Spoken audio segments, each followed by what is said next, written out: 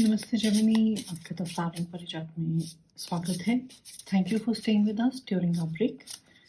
ये आपकी फोर्टनाइट की रीडिंग है 4 से 17 दिसंबर की, जहां हम आपके पास्ट प्रेजेंट फ्यूचर की एनर्जी देखेंगे, एक चैलेंज और मंत्रा एक्शन देखेंगे। तो जेमिनी शुरू करते हैं आपकी पास्ट की एनर्जी से, आपके प्रेजेंट की एनर्जी एंड फ्यूचर की एनर्जी। साथ ही इस फोर्टनाइट आप कोई चैलेंज फेस करेंगे, उसके लिए हम एक कार्ड निकालते हैं। आपके 2 कार्ड्स आ गए हैं और यहाँ पे आपका मंत्र क्या होना चाहिए और एक्शन क्या होना चाहिए। तो काफ़ी पॉजिटिव रीडिंग लग रही है आपकी। शुरू करते हैं आपकी पास्ट की एनर्जी से, जहाँ कार्ड आया है द फूल 2.0। तो इस कार्ड की जो एनर्जी है, ये थोड़े कॉन्फिडेंस की एनर्जी है कि इन्होंने पहले कुछ किया हुआ था, शायद वो सक्सेसफुल नहीं है, बट ये अपने ड्रीम की तरफ काफ़ी फोकस्ड थे। तो इनको अब या तो एक नई अपॉर्चुनिटी मिल रही है, या फिर इन्होंने ही डिसाइड कर लिया है कि मैं इस चीज़ में, इस आइडिया में दोबारा रिस्क लेने के लिए तैयार हूँ। और अब मेरे पास वो स्किल सेट है कि थोड़ा बहुत भी मेरे को मेरी इन्वायरमेंट से सपोर्ट मिल गया तो मैं उसको सक्सेसफुल बना सकता हूँ। एक तरह से कहा जाए तो ये आपकी सेकंड इनिंग्स है किसी चीज़ में। आपको किसी रिलेशनशिप में, किसी जॉब में, किसी फील्ड, किसी कॉलेज की एडमिशन में दोबारा चांस मिला है और अब की बार आपने वो चांस गंवाया नहीं है। या मान लीजिए आपको कहीं से कोई अपॉइंटमेंट लेटर आया था, कोई ऑफर आया था एंड किसी भी वजह से आपने मना कर दिया था, या फिर आप उस चीज़ को क्लियर नहीं कर पाए थे।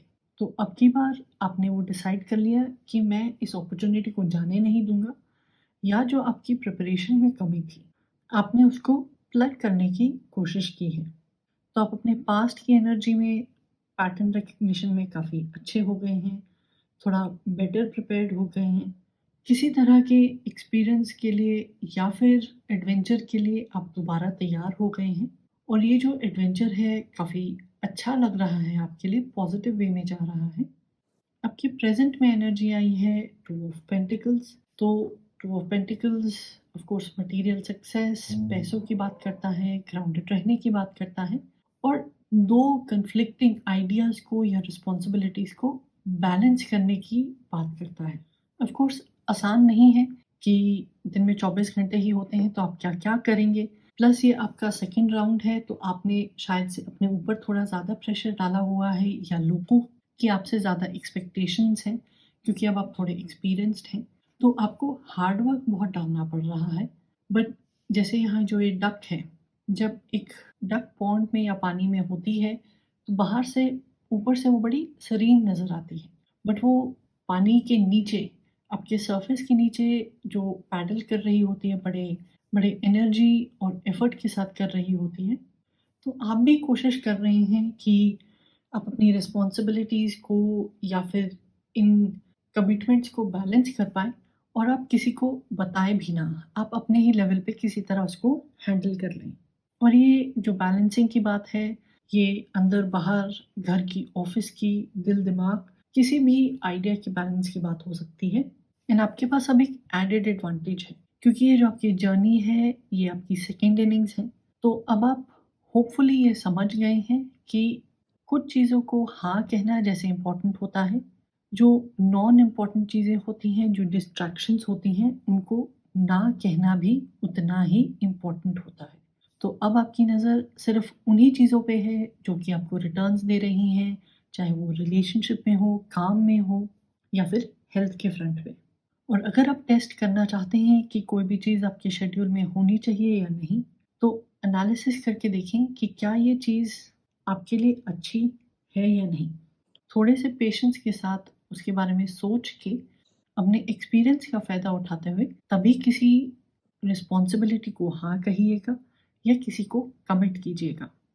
ये जो बैलेंसिंग एक्ट है और आपकी सेकंड इनिंग्स है, मेरे को लगता है काफ़ी अच्छी जाएँगी, क्योंकि आपके फ्यूचर में कार्ड आया है किंग ऑफ पेंटिकल्स।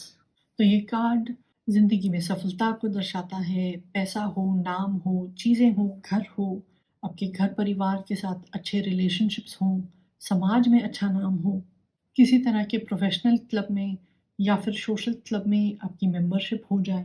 तो जो ये आपकी फ्यूचर की एनर्जी है, आपको अपनी जर्नी में सक्सेस दिखा रही है और कुछ मटेरियल बेनिफिट्स भी दिखा रही है। आपको पैसे मिल सकते हैं या कुछ ना कुछ वृद्धि होगी आपके स्टेटस में या आपके पोज़ीशंस में।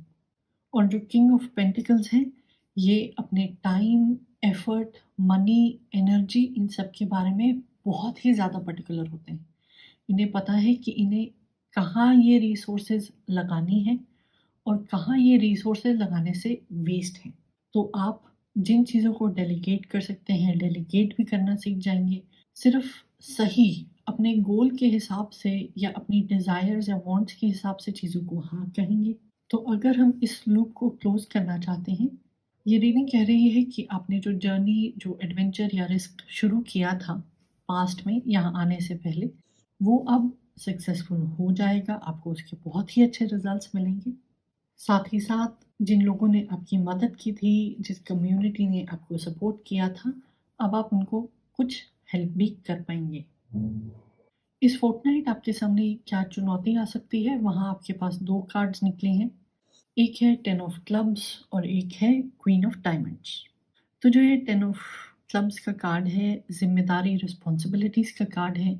बहुत ज़्यादा चीज़ें अपने ऊपर ले लेना, या तो हर चीज़ को हाँ करते जाना, या फिर मेंटली जो चीज़ आप डेलीगेट कर भी सकते हैं, जो इतनी ज़रूरी नहीं है, आप उसके बारे में सोचने लग जाएं कि अगर मैं ना करूँ तो कोई ये ठीक तरह कर ही ना पाए। तो 10 ऑफ क्लब्स कहीं ना कहीं एक मेंटल प्रेशर को दर्शा रहा है, या फिर एक बाहर के प्रेशर को दर्शा रहा है कि आप ओवर कमिट कर लें या फिर ज़्यादा शेयर करें, और इस टेंडेंसी को आपको चेक करना पड़ेगा। साथ ही में जो ये क्वीन ऑफ डायमंड्स कार्ड है, ये आपकी सोच और ऑन ग्राउंड जो रियलिटी है, हकीकत है, उसको कनेक्ट करती है। आपका जो प्लान है और उसकी तरफ आप जो एक्शन ले रहे हैं या नहीं ले रहे हैं, उसको कनेक्ट करती है। तो मान लीजिए अगर इन दो चीज़ों में कहीं पे बैलेंस बिगड़ा हुआ है, तो वो बहुत ज़्यादा हाईलाइट हो जाता है। तो मान लीजिए अगर आपने सोचा है मुझे लाइफ में ये चीज़ करनी है, मुझे टाइम पे सोना है, पर रात के 10 बजे तक, 11 बजे तक, 12 बजे तक आप स्क्रॉल करते रहते हैं, या फिर आपको लग रहा है अपने फिट होना है, बट आप अपनी खाने की इनटेक, या फिर आप जिम नहीं जाना चाहते, वॉक नहीं करना चाहते। तो जब आपका सोच और एक्शन में कोई डिस्कनेक्ट रहेगा, तब आपको ये कार्ड नज़र आएगा। तो आपके चैलेंजेस में ज़्यादा रिस्पॉन्सिबिलिटीज़ लेना, प्रेशर के अंडर ना आना, या फिर आपने जो कमिटमेंट करनी है उसका क्या प्लान, क्या एक्शन है, और जो आपका प्लान है, क्या आपके एक्शंस उसको सपोर्ट कर रही हैं, हार्मनी में है या नहीं, आपको कितना कमिट करना चाहिए या नहीं करना चाहिए, आप उसको इवैल्यूएट कैसे करेंगे, इन एरियाज़ पे आपको बहुत ध्यान देना पड़ेगा। तो ये जो कार्ड्स निकले हैं आपके दोनों मंत्र और एक्शन के लिए रिवर्स्ड पोजीशन में आए हैं। मैं जनरली रिवर्स्ड कार्ड्स नहीं लेती। जो मीनिंग है उसी टाइम पे as per the reading, positive या नेगेटिव, अपराइट या रिवर्स्ड, मैं वही इंक्लूड कर लेती हूँ। बट बिकॉज ये कार्ड निकल चुके हैं, ऑन द टेबल हैं, हम इसी के साथ कंटिन्यू करते हैं। तो जो ये हर्मिट है, एक वाइज मैन है, एक जर्नी पे निकले हुए हैं, अकेले निकले हुए हैं, सैक्रिफाइसेस करने के लिए तैयार हैं, हार्ड वर्क के लिए तैयार हैं।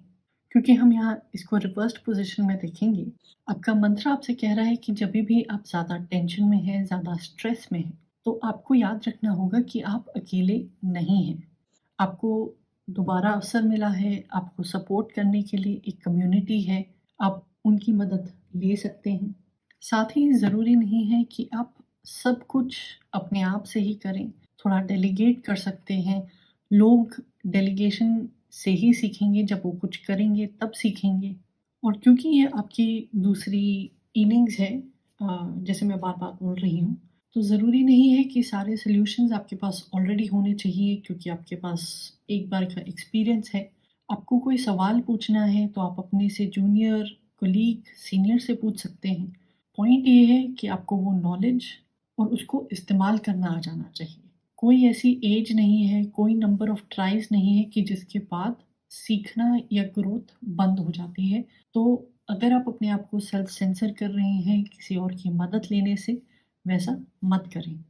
आपके एक्शन में कार्ड आया है एस ऑफ सोन्स। तो ये आपके दिमाग, इंटेलिजेंस, कम्युनिकेशन से कनेक्टेड है। तो ये आपको कार्ड कह रहा है कहीं पे आपने ओवर कमिट नहीं करना है, ज़्यादा ओवर एनालाइज नहीं करना है चीज़ों को।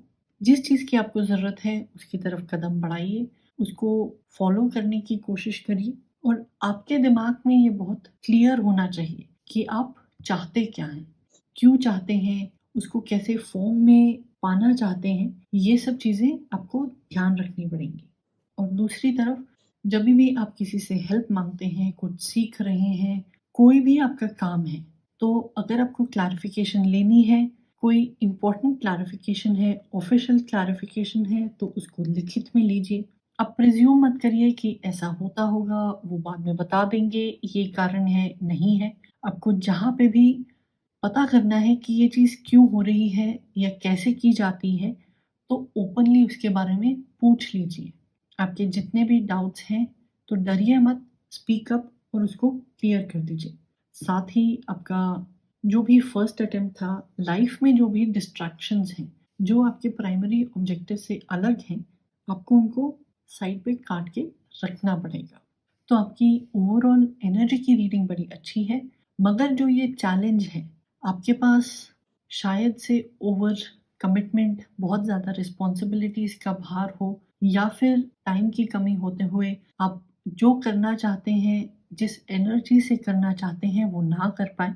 तो आपका रेज़ोल्यूशन यही है कि जो लोग आपके आस-पास हैं, जो लोग आपकी हेल्प कर सकते हैं, उनसे मदद माँगिए, उनको मदद करने दें और एक हद के बाद, एक लिमिट के बाद ना कहना भी सीख जाएँ।